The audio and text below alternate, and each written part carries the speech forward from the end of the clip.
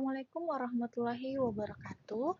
Kembali lagi dengan saya, Nur Aulia Purnamasari. Kali ini kita akan membahas tentang penerapan e-organizing dalam pengelolaan SDM di madrasah berbasis digital. Pertama-tama, kita harus mengetahui apa itu e-organizing. Nah, e-organizing ini adalah proses pengorganisasian yang dilakukan secara elektronik atau digital dengan memanfaatkan teknologi informasi untuk mengatur SDM, tugas, wewenang, dan tanggung jawab secara lebih efisien, transparan, dan fleksibel. Fokus utamanya yaitu alur kerja digital, penyimpanan terpusat, dan alat kolaborasi secara real time. Dalam konteks masalah e-organizing ini menghubungkan manajemen administratif yaitu TU, tenaga kependidikan atau guru, dan kepemimpinan kepala sekolah madrasah atau madrasah melalui platform yang mudah diakses dan dipantau. Sebelum membahas lebih lanjut, mari kita mengingat kembali terkait unsur-unsur organisasi. Yang pertama, minimal 2 orang.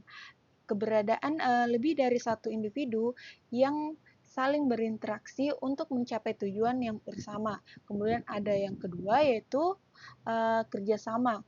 Di sini koordinasi peran dan aktivitas antara anggota untuk efektif dalam tugas pendidikan. Kemudian adanya tujuan bersama yaitu visi misi lembaga yang menjadi acuan dalam pembagian tugas dan evaluasi kinerja.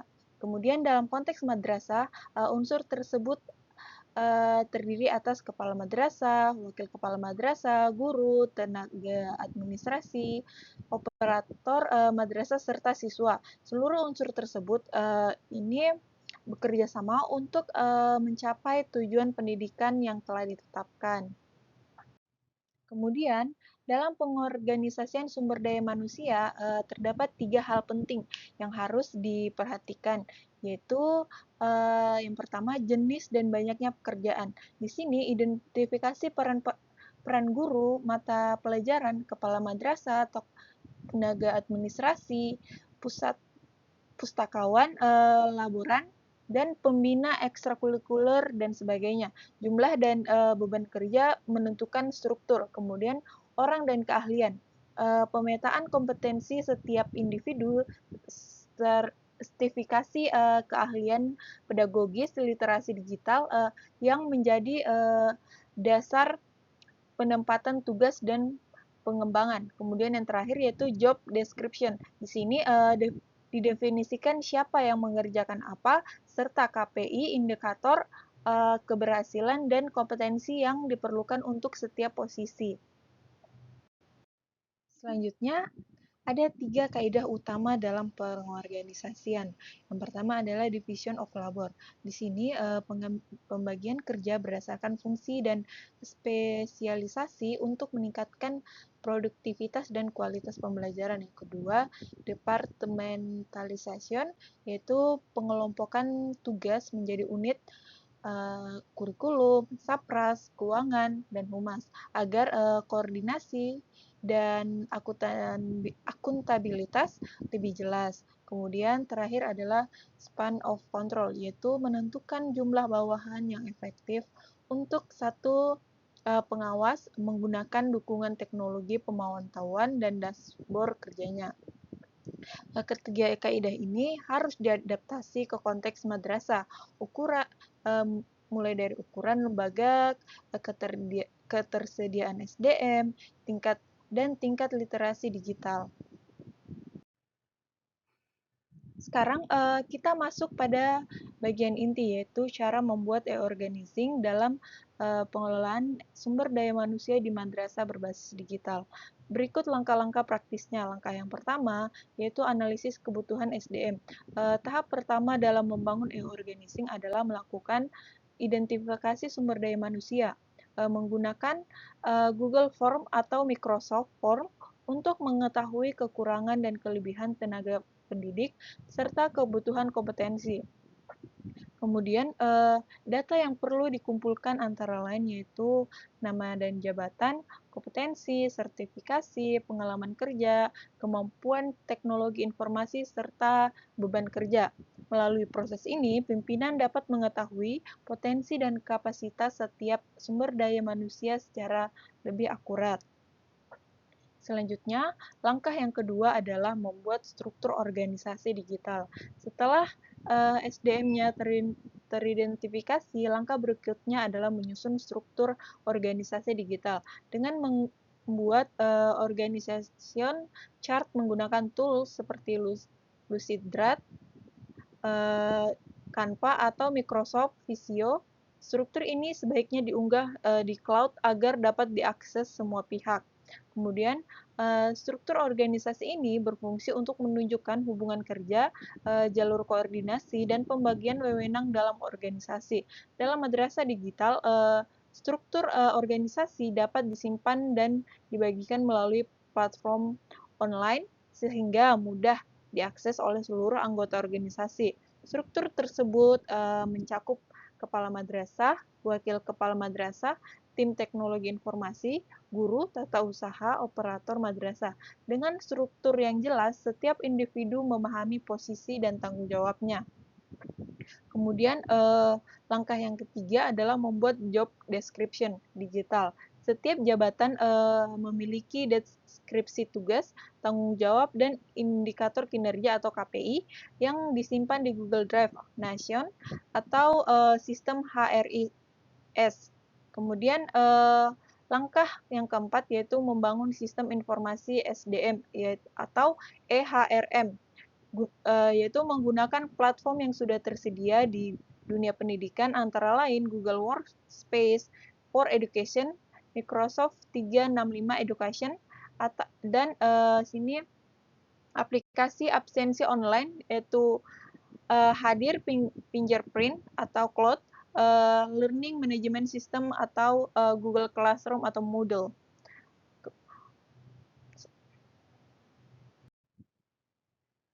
Selanjutnya adalah teknologi dan praktik untuk Division of Labor, Departmentalization, dan Span of Control. Pada bagian Division of Labor dan Departmentalization berbasis digital ini, yaitu terdapat pembagian kerja yang bertujuan untuk meningkatkan efektivitas organisasi, yang mana kepala madrasah bertugas membuat kebijakan, wakil kepala madrasah yang bertugas mengorganisasikan program kerja, kemudian guru yang bertanggung jawab terhadap pembelajaran, kemudian operator yang bertugas untuk mengelola sistem informasi, dan serta staf tata usaha mengelola administrasi. Kemudian melalui pembagian kerja yang jelas, organisasi dapat menghindari tumpang tindih tugas dan konflik kewenangan.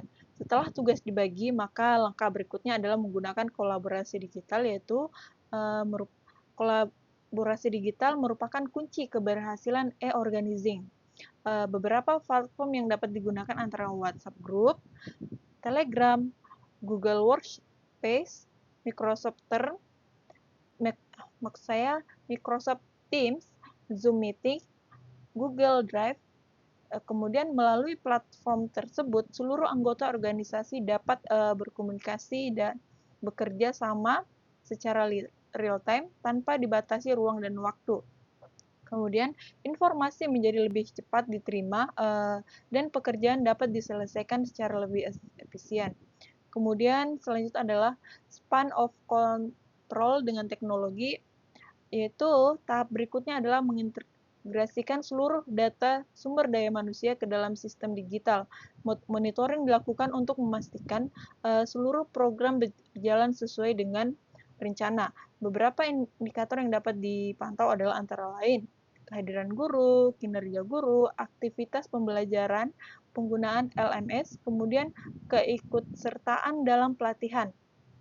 Nah, kepala sekolah atau sebagai pemimpin ini dapat memantau kinerja secara real time melalui dashboard laporan digital dan analitis yang tersedia di Google Workspace. Kemudian selanjutnya adalah pengawasan dan evaluasi terintegrasi atau controlling. Yaitu yang pertama adalah ada dashboard kinerja. Di sini integrasi data absensi, hasil penilaian, pembelajaran, dan KPI ke satu dashboard untuk pemantauan secara real time. Kemudian terdapat performance appraisal digital. Di sini menggunakan menggunakan Google Form, scoring otomatis untuk appraisal disimpan melalui riwayat penilaian di HRIS. Kemudian selanjutnya adalah feedback dan pengembangan. Sistem men-trigger program pengembangan pelatihan atau coaching berdasarkan gap kompetensi yang terdeteksi. Kemudian hasil pengawasan ini harus dapat diakses oleh pihak terkait dengan tingkat hak akses berbeda, mau itu kepala sekolah, pengawas, atau HR. Kemudian melalui sistem ini pemimpinan dapat memperoleh informasi secara cepat dan akurat mengenai kondisi SDM yang dimiliki. Selanjutnya adalah manfaat e-organizing bagi madrasah. Yang pertama, itu efisiensi waktu dan biaya. Proses administrasi otomatis mengurangi beban kerja manual dan biaya operasional jangka panjang. Kemudian transparansi dan akuntabilitas. Di sini dokumentasi digital memudahkan audit, pelacakan tugas, dan pertanggungjawaban. Kemudian koordinasi antar unit. Di sini komunikasi terpusat dan kalender bersama mempercepat sinkronasi kegiatan antar tim. Kemudian data SDM terpusat, yang dimana akses secara real time ke data personal, riwayat pelatihan, dan penilaian memudahkan perencanaan SDM. Kemudian yang terakhir adalah ada dukungan remote atau hybrid, yang mana mendukung fleksibilitas kerja dan pembelajaran jarak jauh pasca pandemi. Selanjutnya, berdasarkan pembahasan yang telah saya sampaikan, dapat disimpulkan bahwa e-organizing bukan hanya sekedar membuat bagan digital, melainkan membangun ekosistem pengelolaan SDM yang terintegrasi, akuntabel, dan adaptif. Transformasi ini memerlukan kebijakan infrastruktur digital dan pelatihan yang berkelanjutan. Terdapat beberapa rekomendasi. Yang pertama, mulai audit SDM digital sebagai langkah awal. Gunakan Google Form dan spreadsheet terstruktur. Kemudian rekomendasi yang kedua, di sini mengimplementasikan org chart interaktif dan repository job description di Google Drive atau Notion. Kemudian selanjutnya rekomendasi yang ketiga, yaitu dengan mengadopsi eHRM sederhana seperti Google Workspace, Microsoft 365, dan mengintegrasikan absensi cloud untuk mulai memonitoring.